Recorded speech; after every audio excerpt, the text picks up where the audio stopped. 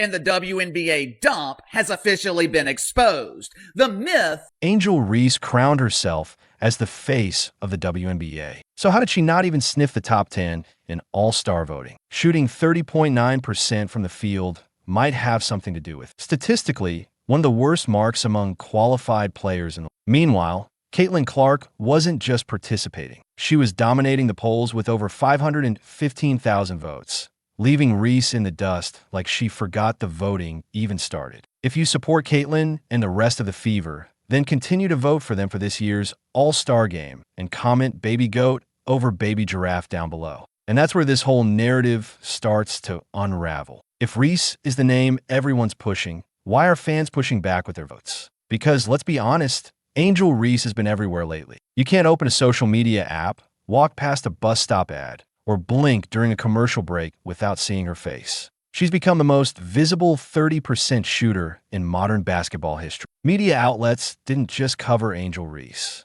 They practically made her a case study in branding. From Forbes calling her the engine of WNBA growth to sports shows, pretending she was the league savior. It was a full-blown campaign. Some of these pieces didn't even mention Caitlin Clark, who was out here casually dropping 30-footers and breaking attendance records like it was another Tuesday, and the league was all in on it. WNBA social accounts were pushing Reese highlights like she was the second coming, giving her the kind of screen time that even all-stars dream about. She was everywhere. Interviews, podcasts, endorsements, name it. Angel Reese was getting booked like a Marvel movie, and she embraced it, telling the world she's the reason people are watching. Bold claim, especially when those viewers seemed more interested in watching someone else. Because while Reese talked legacy, Clark built one. Caitlin Clark's numbers weren't just solid. They were superstar level. Fans don't just want charisma, they want results. And when it came time to vote, the fans let the stats speak for themselves. Clark skyrocketed to the top of the polls, while Reese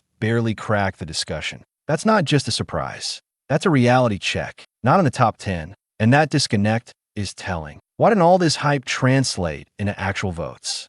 For every story celebrating Angel Reese's charisma, Caitlin Clark was out there putting up box scores that demanded respect. While Reese was trending for tweets, Clark was trending for highlights. There's a difference between being popular and being impactful, and the fans noticed. Even Forbes, in all its journalistic wisdom, crowned Reese as a key figure in the league's explosion while conveniently leaving Clark out. That kind of narrative building doesn't hold up when the fans are the ones writing the next chapter. And when the dust settled, it was Caitlin's name at the top of the ballot. Not because of hype, but because of game. This goes deeper than basketball. It's a litmus test for trust. Fans don't want to be told who to like. They want to decide for themselves. And when they saw the all-star ballot, they made that decision clear. Reese didn't make the top 10, not even close. Despite all the media backing, all the endorsements, all the marketing dollars, when it came time for fans to vote, they passed. Now, let's get into the numbers. Because this isn't just a popularity contest, this is about performance.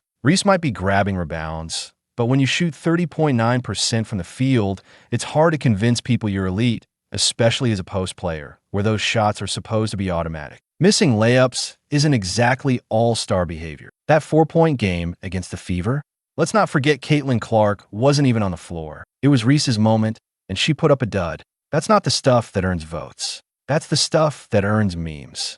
And while her fans point to her rebounding numbers, a deeper look reveals a lot of those are what people are calling mebounds, rebounds off her own misses. Efficiency still matters in this league. Sure, the hustle's there. She fights for boards and stays active, but it's 2025. Teams want players who can score, pass, defend, and hit free throws when it counts. If all you bring is rebounding and empty swagger, you're not making the cut, especially when there are rookies and veterans putting up double-doubles without needing a camera crew. They continue to let's also talk about fan connection. Caitlin Clark didn't beg for a crown. She earned it. She's relatable. She's composed under pressure, and she delivers when it counts. Clark has turned doubters into believers and arenas into her personal stage.